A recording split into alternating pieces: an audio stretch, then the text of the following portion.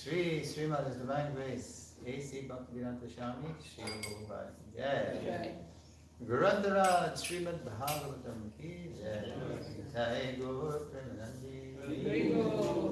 All glories to the assembled devotees. Hare Krishna. All glories to the assembled devotees. Hare Krishna. All glories to the assembled devotees. Hare Krishna. All glories to Sri Guru and Gauranga.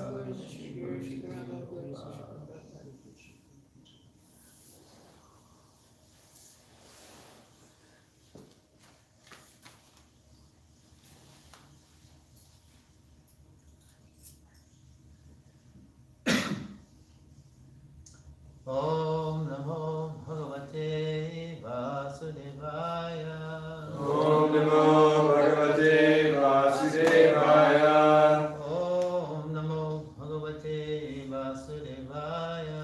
Om Namo Bhagavate Vasudevaya.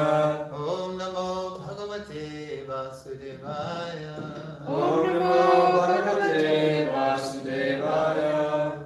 O my Lord, Sri Krishna, Son of Vasudeva, all-pervading personality of Godhead, I offer my respectful obeisances unto you.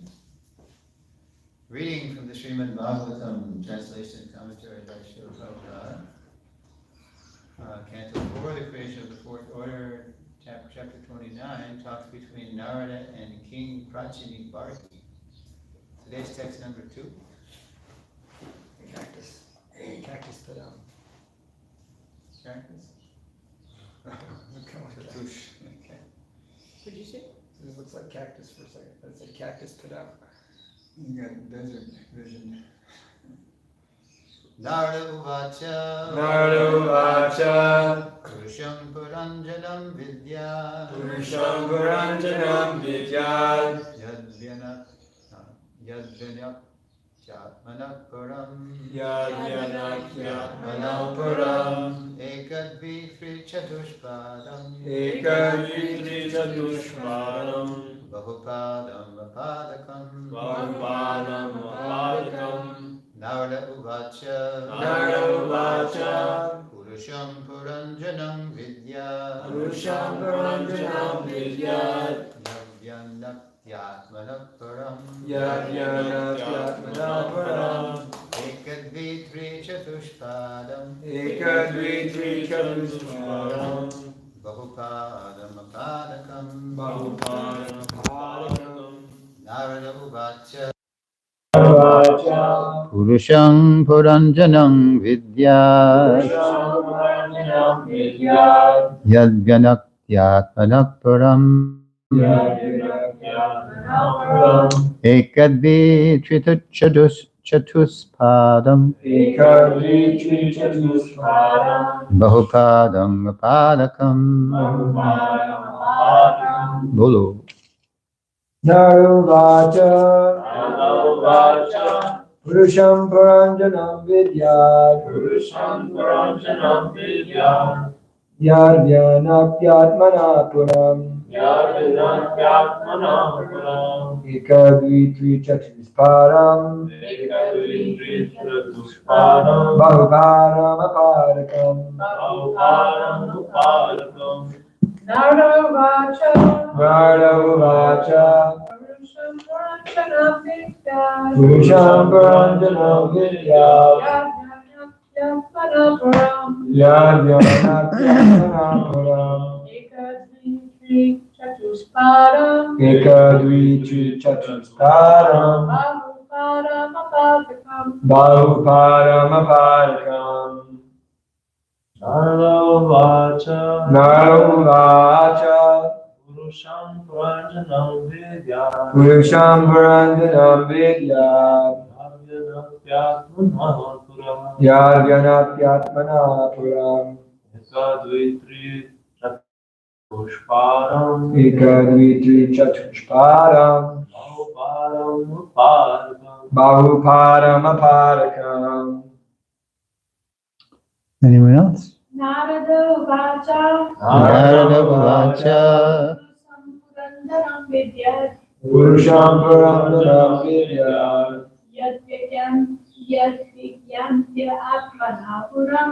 Yadvyanak Yatmanapuram. Ekadviti Chatuspadam Ekadvitri Chatusparam Bahupadam Apadakam Bahupadam Apadakam. Word for word. Narada Uvacha. Narovacha. Narada said, Narada said, Purusham, Purusham, the living entity, the enjoyer. living entity, the enjoyer. Paranjanam, Paranjanam, King Paranjan. King Paranjan. Vidyat, Vidya, one should know. one should know. Yat, Yet, inasmuch as inasmuch as Vyanakti, Vinati, he produces he produces Atmanaha, Atmana of himself, of himself, Param, Ram, dwelling place. dwelling place. Eka, Eka, one. one, Dvi, three, two. two, Three, three, three. three, Chatupadam, Chatupadam, with four legs. with four legs. Bahupadam, Bahupadam, with many legs. many legs. Apadakam, Padakam, without legs. Welcome, Liam. No, gotta get him. Yes, there we go.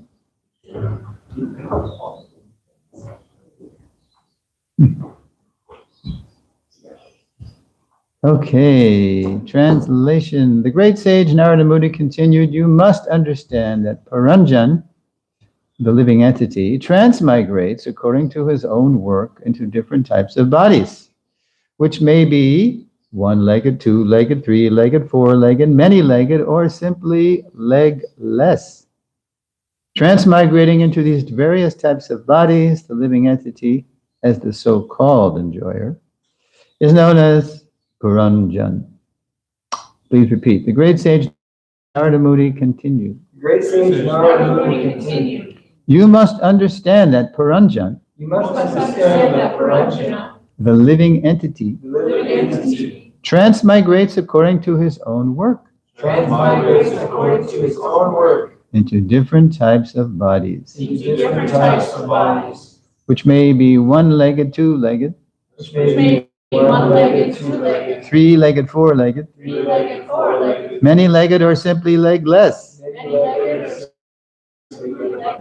Transmigrating into these various types of bodies, transmigrating into various types of bodies, the living entity, the living entity, as the so-called enjoyer, as the so-called enjoyer, is known as Paranjan. known as Paranjan. Srila Prabhupada's purport. How the spirit soul transmigrates from one type of body to another is nicely described here. The word ekapad, one-legged, refers to ghosts, for it is said that ghosts walk on one leg. Now, if that sounds mysterious, don't worry, we're going to get to that. The word dvipad, meaning biped, refers to human beings. When he is old and invalid, the human being is supposed to be a triped, or three-legged, because he walks with the help of a stick or some kind of cane. Of course, the word chatushpad refers to quadrupeds or animals. The word bahupad refers to those creatures who have more than four legs. There are many insects, such as the centipede, and also many aquatic animals that have many legs. The word apadaka, meaning without legs, refers to serpents. The name Paranjan indicates one who enjoys possessing different types of bodies. His mentality for enjoyment in the material world is accommodated by different types of bodies. Srila Prabhupada ki jai. Om Jnana Timirandasya Jnananjana Shalakaya Chakshurunviritam Jena Tasmai Shri Gurave Namaha. I was born in the darkest ignorance, and my spiritual master is opening my eyes with the torch of knowledge. I offer my respectful obeisances unto him. So here we are in a brand new chapter. Chapters, 4th canto, 25 through 28. Was the Paranjan pastime extended as Vaidarbi. Paranjan became Vaidarbi. because he thought he was thinking of his queen Puranjani, so he became a woman in his next life. And now this chapter 29, talks between Narada and King Prachani Barhi, is really Narada Muni giving the purport to the whole thing in very fine detail. He's already given it, because in yesterday's verse, we hear, it's a rare thing, Prachani Barhi spoke. he's been mum, he's been listening to Narada Muni. But after the whole Puranjan pastime, it says, King Prachani Barhi replied, "My dear Lord, we could not appreciate completely the purport of your allegorical story of King Puranjan. I didn't really quite follow the whole thing. It was too much. Actually, those who are perfect in spiritual knowledge can understand, but for us, who are overly attached to fruitive activities, to realize the purpose of your story is very difficult."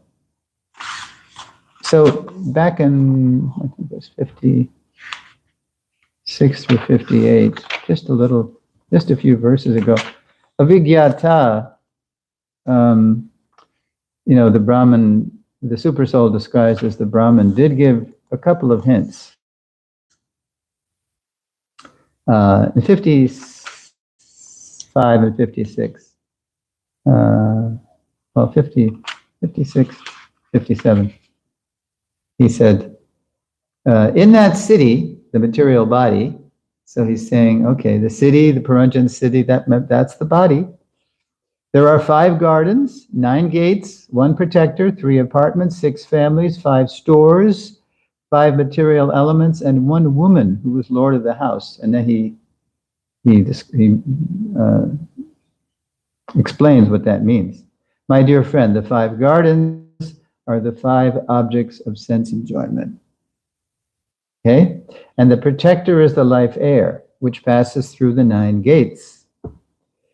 The 3 apartments are the chief ingredients, fire, water, and earth. Because these bodies are made of those elements. The 6 families are the aggregate total of the mind and 5 senses. So in this chapter, beginning shortly after starting, after today's verse number 2, he's going to really unpack all the different symbols. The whole thing was an allegory, extended metaphor. It was a story, a fictional story in which everything stands for something greater. So now Narada Muni is going to describe all of this. Yes. And why is he doing this? Because the whole reason Narada Muni, Prachani Barhi's sons, they went to Prabhasik Kshetra and they met Lord Shiva, and they're okay. They're the 10 sons of Prachani Barhi, the Prachetas, and they're on a path of self-realization. And but Narada Muni sees that the dad, Prachani Barhi, he's super attached. It's good that he sent his sons off to be trained how to be leaders, but what about him? And he's admitting in yesterday's verse, I couldn't quite follow what is this all about, So then Narada Muni tells him the whole pastime of Puranjan, and that was him, and all of us, Puranjan. So as Prabhupada says in today's purport, where has he ended? Text to his mentality is Prachani Barhi. For enjoyment in the material world is accommodated by different types of bodies. Okay, wait a minute. The name Puranjan indicates one who enjoys possessing different types of bodies. Oh, it's in the verse. Transmigrating into these various types of bodies, the living entity, as the so-called enjoyer. We think we're the enjoyer, but we're not the enjoyer. It never works out. It never ends happily. Look what happened to Prachani Barhi. Time overtook him. He thought he was having fun with Puranjani, and then finally old age set in, and then the whole thing got destroyed, and he had to leave the city of the body. And then Vaidarbhi too. You know, she followed her husband to the forest, and she's lamenting. So it never works out. Yeah. Although we think it's going to work out, but it never does. Nobody gets out of here alive. Okay, so Puranjan was off. But Puranjan's story, like all our stories, end in death and transmigration to what? Another prison cell. And through so many species, as today's verse mentions. Washing machines with that stuff, so Another misery. washing machines with that stuff, so Another misery. All right. Well, here's the verse. And I was surprised when I typed in Jalaja Lavalakani, famous verse about the different species of life. I thought it was going to come up. It didn't come up. It wasn't. Prabhupada actually didn't quote this verse in any of his books, but he referred to it a lot. You hear him a lot refer to it. This Padma Purana verse. So here's actually the verse. From the Padma Purana, one of the Mode of Goodness Puranas. Jalaja Navalakani, it's Lakshani, but Prabhupada was quoted with a Bengali accent, leaving out the SH. Stavara Lakshavingshati Krimayo Rudra Sankhya Bakshinam Dasha Lakshanam. Excuse me, you're right. It's two more half lines. Tringsha Lakshani Pashava Chatur Lakshani Manusham. And that means, this is Padma Purana speaker is saying, there are 900,000 species living in the water. Whoa. There are 2 million non-moving living entities, stavara, such as trees and plants. There are 1,100,000 species of insects and reptiles, and 1 million species of birds. So material scientists have not discovered all these because they're not always existing on the planet, on any given planet at any given time, especially in Kali Yuga. You know, even we're hearing on the news, right? And so many species have already vanished. Well, they didn't vanish completely. They're still existing. Those bodies, those apartments are still available for people who want it, but maybe not on this planet at this time. As far as quadrupeds are concerned, there are 3 million varieties, so there's 3 million beasts. And there are 400,000 human species. As far as I understand, that refers to, the Vedic definition of species is not, the Darwinian definition of species. That if they can mate, they can produce an offspring, and that's a species, something like that. It's genus, I think, is species. There's that whole thing. Yeah. Anyway, it's different. The Vedic definition of species in terms of consciousness. So that's why, there's many different species of human beings right on this earth today in terms of levels of consciousness. Okay, so I thought I'd just mention that. So Narada Muni begins by identifying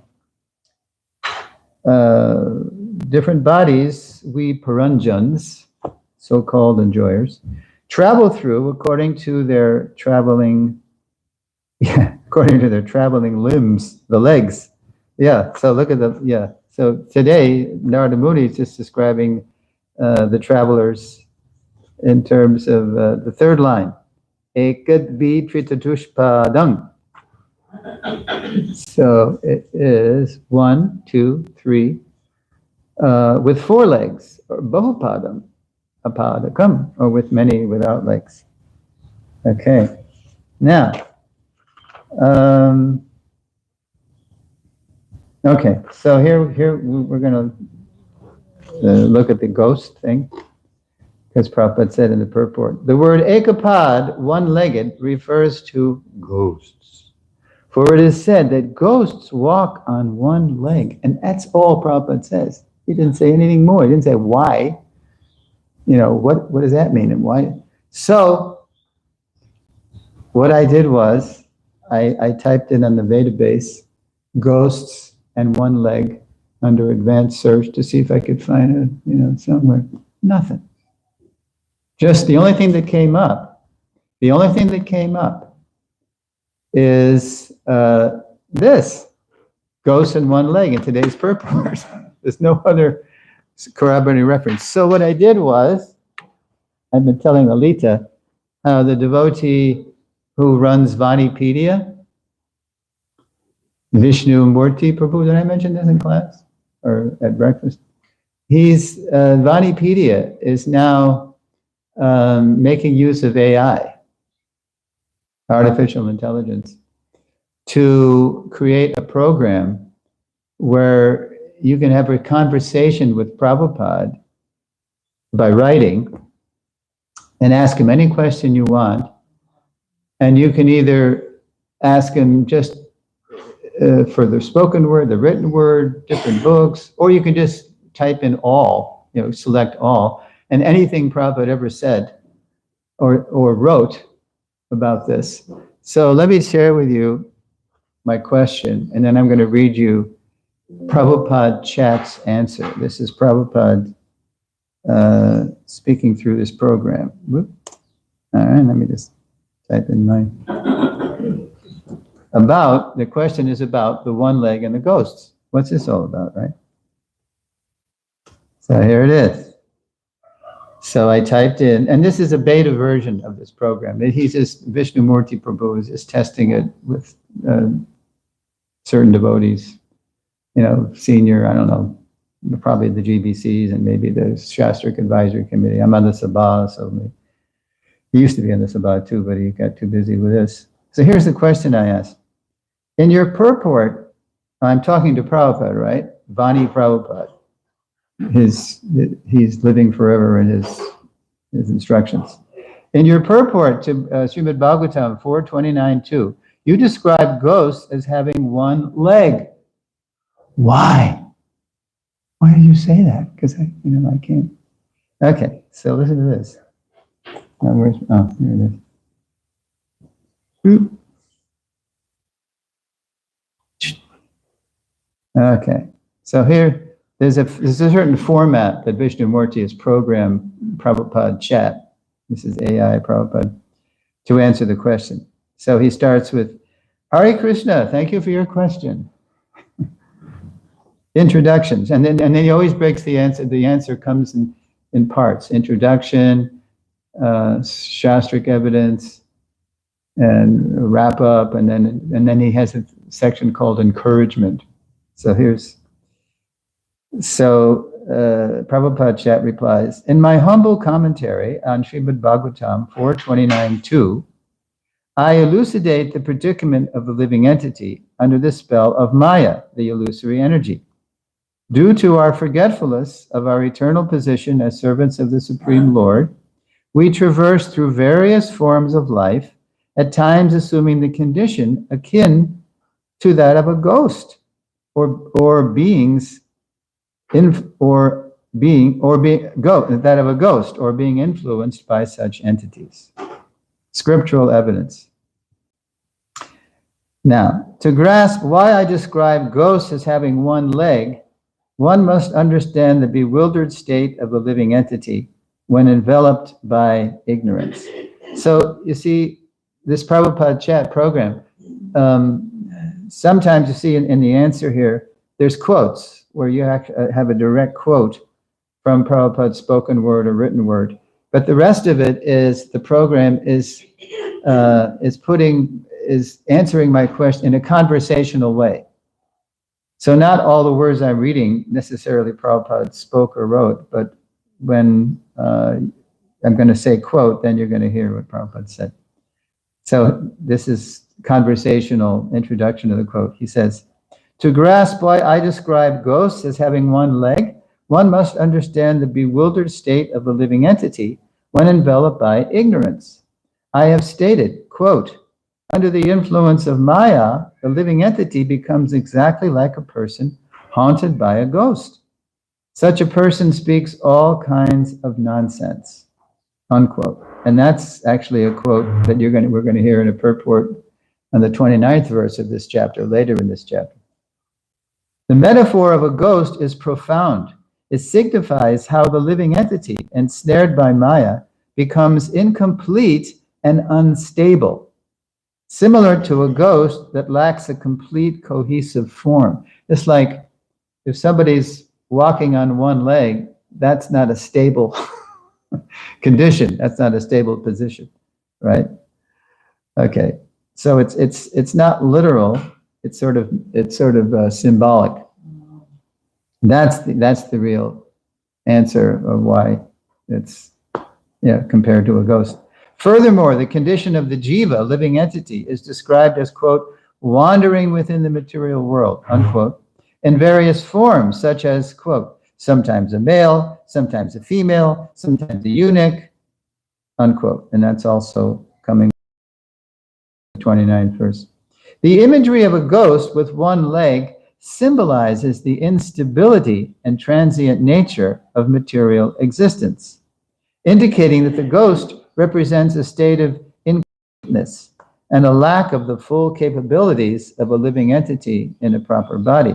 As we know from Prabhupada, somebody who becomes a ghost, it means he still has desires, but because of his sinful activities, he hasn't been allowed to have a gross body to try to fulfill those desires. I mean, this is why we're ghostly haunted too, because sometimes a material desire is defined by Prabhupada as that desire which can never be fulfilled. So we're haunted by this obsession that can never be. It's always just beyond our grasp, right? Yeah. Now, this Prabhupada chat says, practical application. Practically, we observe how individuals under the grip of Maya appear, quote, haunted by desires, ambitions, and the distractions of material life. They engage in various pursuits, whether it be through profession, social status, or philosophical ideologies. Yet these endeavors often lead them in circles, just as a ghost might wander aimlessly. For example, one may chase after wealth or fame, believing it will bring satisfaction, only to discover that such pursuits result in disillusionment. This reflects the condition of being haunted by the ghost of material desires, devoid of the grounding that comes from spiritual realization. And then the final section to the answer is called final encouragement. He always ends it like this. Thus, the metaphor of a ghost with one leg serves as a poignant reminder of our disoriented state when ensnared by Maya. It highlights the urgency of understanding our true essence as spirit souls, integral parts of the Supreme Personality of Godhead.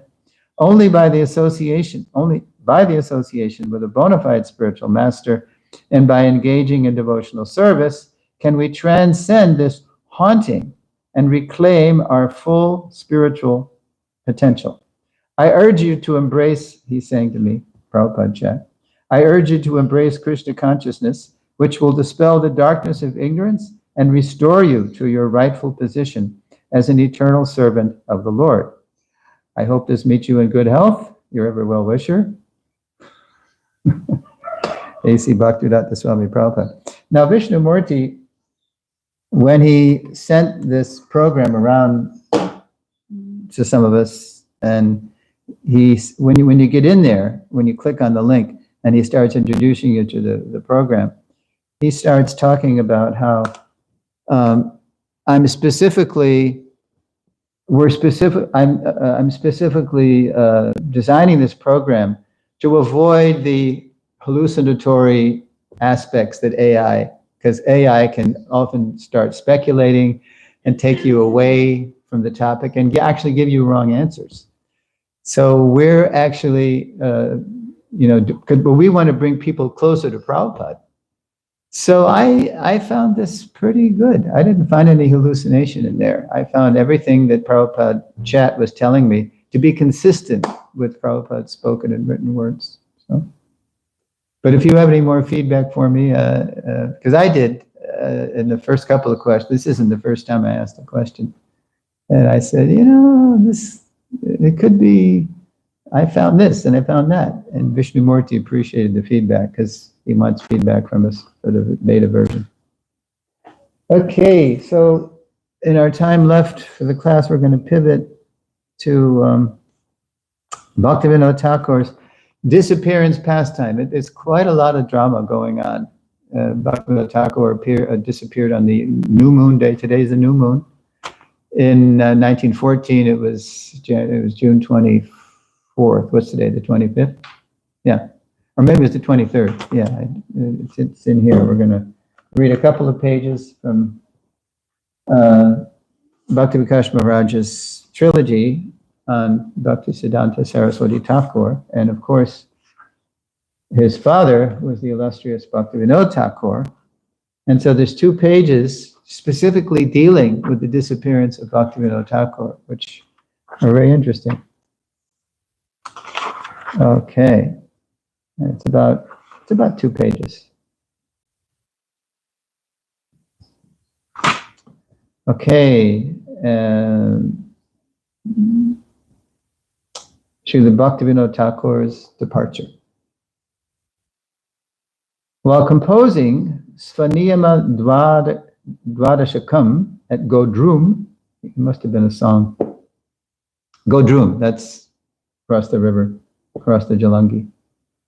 Srila Bhaktivinoda Thakur suddenly became so severely paralyzed, this is in 1910, that he could neither speak nor move. Some kind of stroke, it sounds like. Although actually, he was in samadhi and occasionally returned to external consciousness at will. So he would, at will, go back and forth, internal, external. His family members took him to Calcutta for treatment. So some of them, they were concerned. Okay, maybe there's some medical things going on here too. So they made that, there's no trains. Oh yeah, there were trains. Yeah. In fact, they built an extension of the railroad from Navadvip. So they could get there to Godrum. His family members took him to Calcutta for treatment, but to no avail. The condition endured for some months, and it appeared that the august Thakur, the wise Thakur, was about to expire. Whoa, in 1910. Not really. Pleased at this prospect, certain envious persons, people who didn't like Bhaktivinoda, right? Certain envious persons propagated that Bhaktivinoda was now reaping due karmic reaction. He's getting what he deserves. Imagine how vicious these people must have been. Pained that the purely spiritual pastimes of a Mahabhagavat were being likened to the sufferings of ordinary jivas, enslaved by the material energy, Sri Siddhanta Saraswati implored at Srila Bhaktivinoda Thakur's bedside. So this is the Bhaktisiddhanta at his father's bedside. Quote, this is a quote, "Please remain with us for some more days to further propagate the gospel of Sriman Mahaprabhu, thereby uplifting the universe. In this way, even these ignorant villains who are now criticizing you may also be benefited." It's like almost like Lord Nityananda, don't kill them, save them. So,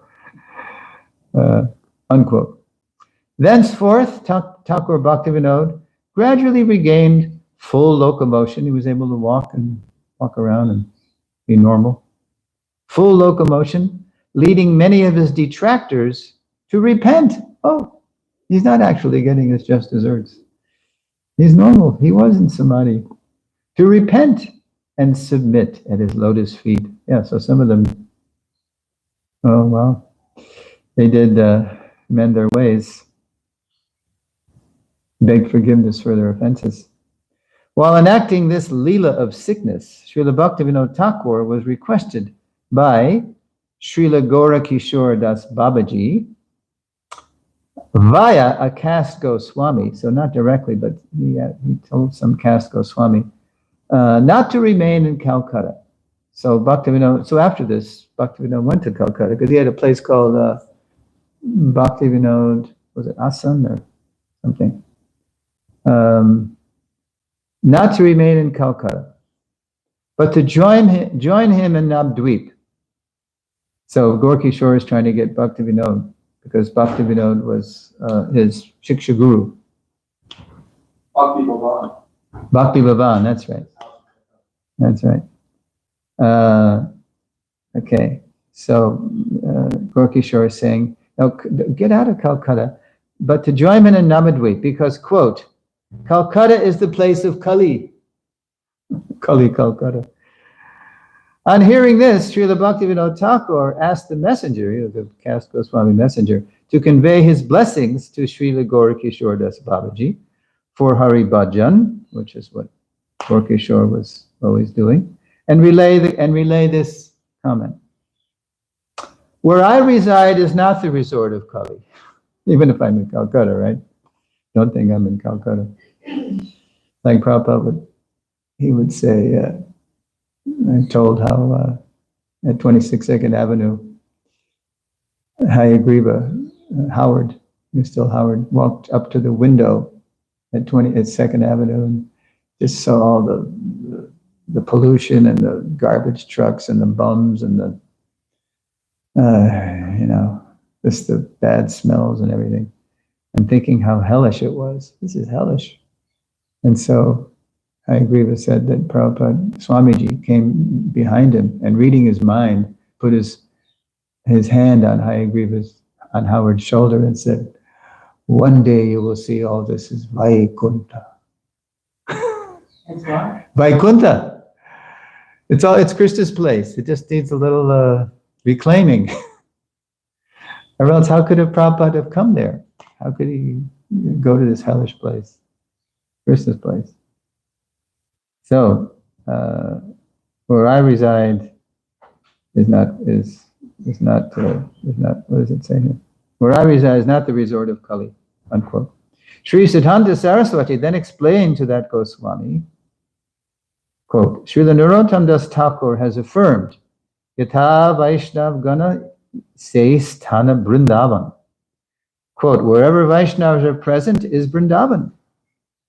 Most people who approach Babaji Maharaj, that's the end of the quote. Oh no, yeah, he's still speaking, Siddhanta Saraswati.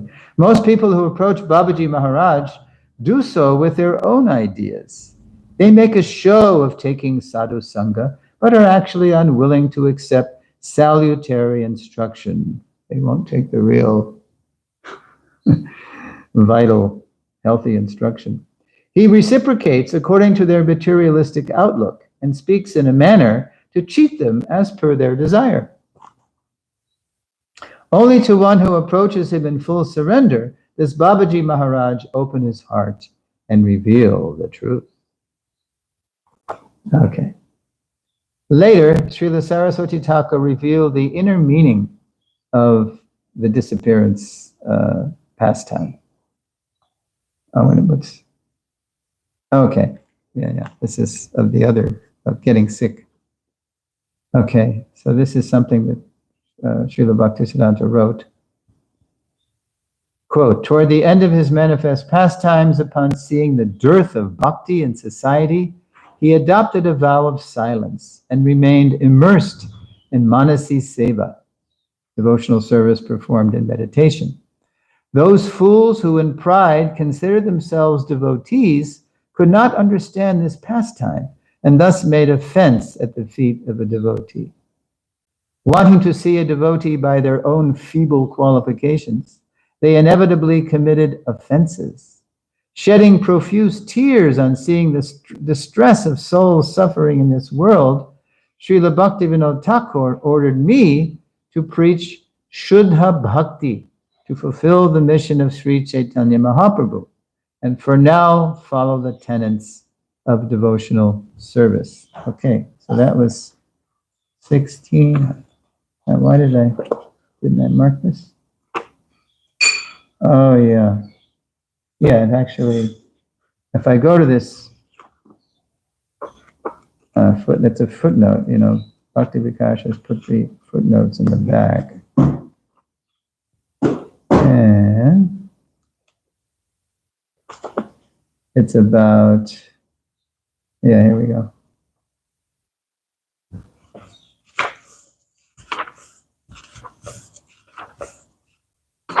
All right. 16. Yeah. So 16.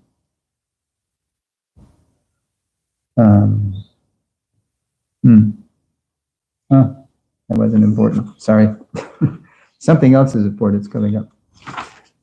I mean, it's important, but it's not germane to this. Okay. So that was the sickness. In 1913, Srila Bhaktivinoda Thakur sent a requisition from Calcutta to Sri Siddhanta Saraswati in Mayapur. So a request. So he was in Calcutta in 1913, even though he already told Gaur-Kishore that I don't, well, that's right, he is in Calcutta, yeah. So he's sending a message to Siddhanta Saraswati, who is in Mayapur doing his vrat of 1 billion names, chanting 1 billion names, 1 billion mantras, or 1 billion names, whatever, 1 billion names, okay.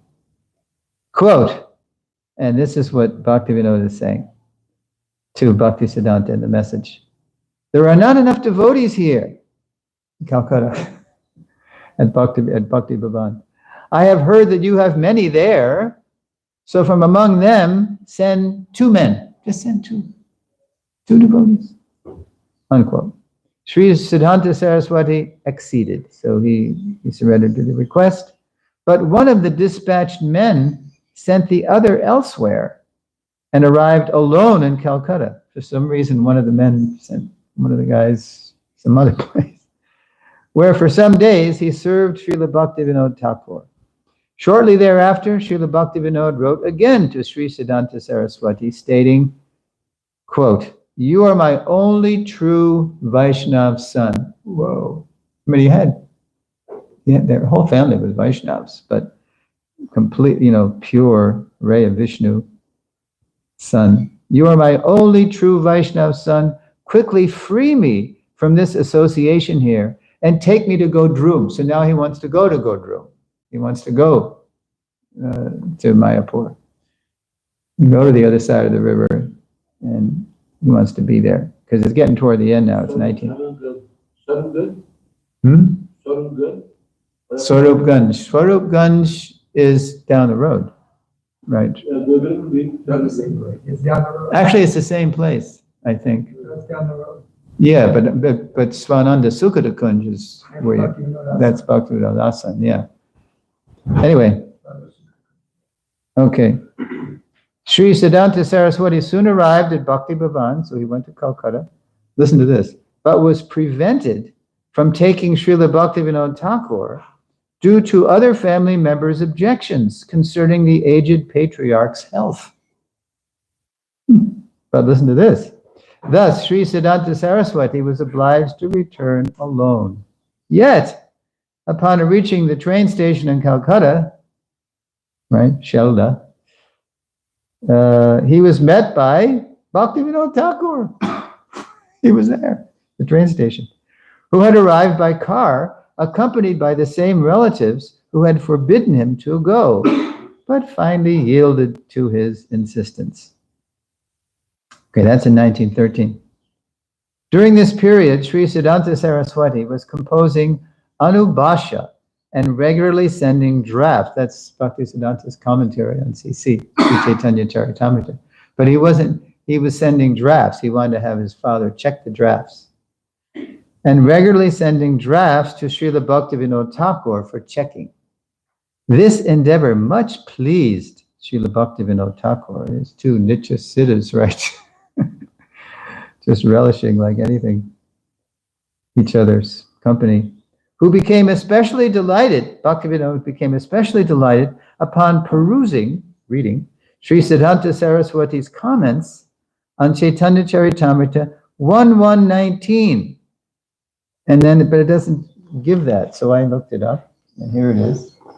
There's a long purport to this too by Srila Prabhupada. I'll just read you the verse. Etina Thakur Godi Ake Karichena Atmasat Etinera Charan Vandon Tine Moranat. And it's about the deities of Vrindavan, or Sambandha Abhideya Prayojana. These three deities of Vrindavan, Madan Mohan, Govinda, and Gopinath, have absorbed the heart and soul of the Gaudiya Vaishnavas, followers of Lord Chaitanya. I worship their lotus feet, this is Kaviraj Goswami, for they are the lords of my heart. And there's a real juicy, extensive purport by Prabhupada, which we don't have time to read, but that's what Bhaktivinoda Thakur was relishing reading his son's commentary on that verse, which I'm sure Prabhupada consulted to write his. Okay, and now we get to that fateful day. The Thakur actually, he's back in Calcutta. Srila Bhaktivinoda Thakur left this world from Bhakti Bhavan on 23rd June 1914. So that's when the Amavasya, the new moon, was on the 23rd of the month in that year. It's today, it's the 25th, the new moon. Sri Siddhanta Saraswati was then in Mayapur. He wasn't even there at Bhakti Bhavan in Calcutta. Although earlier that day he had received news by telegram, it was telegram, of Srila Bhaktivinoda Thakur's impending departure. Because trains were delayed due to monsoon rains and flooding. Ooh, it was a monsoon. Is a monsoon happening in Mayapur? Starts in June. I know, but is it going on now? Yeah? Have you been online lately? Yeah. He did not reach Calcutta till almost 8 in the evening, a few hours after the Thakurs passed. But listen to this. This is really transcendental. In the meantime, his other brothers had performed a cremation ceremony. Footnote: in Vedic tradition, the body of a Paramhamsa is not burned, but is placed in the samadhi and worship. But it said a cremation ceremony. Maybe it was something symbolic. They didn't burn his body because he's Paramhamsa. Although he didn't take that. Anyway. All right, so we arrived there. Arriving amid sobbing and wailing, Sri Siddhanta Saraswati found his mother, Bhagavati, calm and composed, exhibiting no outward signs of grief. It wasn't like Darby, right? He was just totally cool, internal, like her husband. Wanting to placate her with meaningful words, he, Srila Bhaktisiddhanta, said, today, and listen to the meaningful words, quote, today is one of great happiness and not the slightest grief. So he's on the same level. Today our master has re-entered the eternal pastimes of the Lord. Now it is our duty to remember his eternal position, name, qualities, form, and pastimes. Henceforth we will follow in his footsteps even more concentratedly. So this is just increasing his meditation. Now listen to what Bhagavati says to him. This is Sri Siddhanta Saraswati's mother responded, he departed after offering you, to her son, you, plenteous blessings. He repeatedly mentioned your firm faith in Shuddha Bhakti and instructed that you should serve Sri Mayapur and propagate the message of Sriman Mahaprabhu. Wow. Sri Siddhanta Saraswati next addressed the gathering of Srila Bhaktivinoda's kinfolk. So he turned to everybody else who were wailing, and followers, describing the Thakur's transcendental qualities until deep into the night. He got there at 8, so he was maybe till midnight or past. He substantiated that obsequies for a Vaishnav must be executed in conformance. Obsequies in that context means homages and worship. In conformance to Vaishnav directions as given in Hari Bhakti Vilas and Shatkriyasar Deepika, rather than by smarta rites. So it's a Vaishnav observance, not a smarta thing. Accordingly, disciples of the Thakur performed the remaining rituals as appropriate for a Mahabhagavat. So that was in June. And then, on 27th December 1914, much later in the year, Sri Siddhanta Saraswati established a Pushpa Samadhi at Svananda Sukata Kunj. So when you go there, you see there's a Samadhi of Bhakti. That's a Pushpa Samadhi of Bhaktivinoda Thakur. In honor of this most exalted Vaishnav within centuries, Sri Siddhanta Saraswati held a 3-day remembrance festival there. That was in December. But earlier in the year, on the disappearance, on the appearance anniversary, because every year we observe the disappearance in June and then the appearance in September. So on the appearance day, Bhaktivinoda, then on 4th September 1915, the day of Srila Bhaktivinoda Thakur's Avirbhav Titi, appearance, in conjunction with the Bhaktivinoda Memorial Committee, Sri Siddhanta Saraswati organized the first annual, it's the first one after his appearance, after his passing, the first annual public meeting in honor of Srila Bhaktivinoda Thakur at the prestigious Bangiya Sahitya Parishad Hall, situated close to Otadanga Road, that's where Bhaktisiddhanta had the first Gaudiya Math temple. You wanna go there? I'm going to go there This time? because of Charya. Several of the most distinguished intellectuals of Bengal attended and glorified the contributions and personality of Srila Bhaktivinoda Thakur. So at 11:30 we'll gather again, and dear Dada Prabhu will sing the disappearance song and maybe speak some more words about the Thakur, and then we'll have prasad in his honor. Srila Bhaktivinoda Thakur ki jai. Yes. Aside from the Pushpa Samadhi at Godrum, is there another Samadhi where his body was placed in Samadhi? Well, it's so. I think I have to write, or maybe you can write them too, Bhakti Vikash Maharaj, because it just says that the others before Bhaktisiddhanta arrived at Bhakti Bhavan. In the meantime, his other brothers had performed a cremation ceremony. Now, cremation means the body's burned. But then in the footnote, it says in Vedic tradition, the body of a Paramhansa is not burned, but is placed in a samadhi and worshipped. So it sounds like there is a samadhi. It sounds like he was cremated. But maybe the ashes is the samadhi? Well, the Samadhi is a Pushpa Samadhi in Godrum. Yeah, but they also have, what do they call them?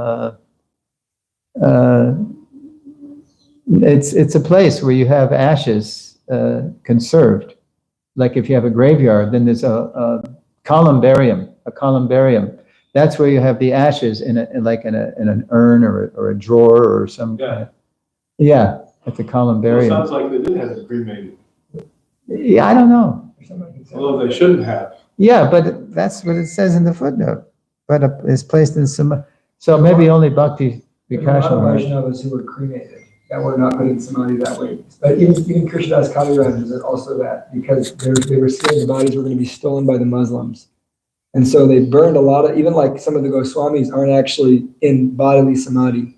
They cremated them and then put them in samadhi. Ashes, like in the 64. Because they wouldn't want to have the Islamic people invaders destroy the body. So it's in one of those books. But as far as I know, I think that Bhaktivinoda Thakur also was cremated. And I think I read it in the connection of in that book, Black Lotus, because Bhakti Tirtha Swami was also cremated. Yeah. And he chose that, and he was saying, well, also so and so and so and so were that way, and so in that way they can put their samadhis in different places. There's just a little information on that. I don't think in Calcutta there's any type of samadhi for Bhaktivinoda Thakur that I've ever heard of. Yeah. Besides the one in Gurjamani. Yeah, it's all in. I don't know if there's an ash, if there's a columbarium. I think Krishnadas Kaviraj though for sure. Also, he was also cremated. And there's some, and that's a samadhi in Radhakund. Radha Damodar. Or Radha Damodar. Yeah. Oh, that was his Bhajan Kutir, yeah, Radhakund. Okay. So we'll convene again at 11:30. Srila Prabhupada ki jai, Bhaktivinoda Thakur ki jai.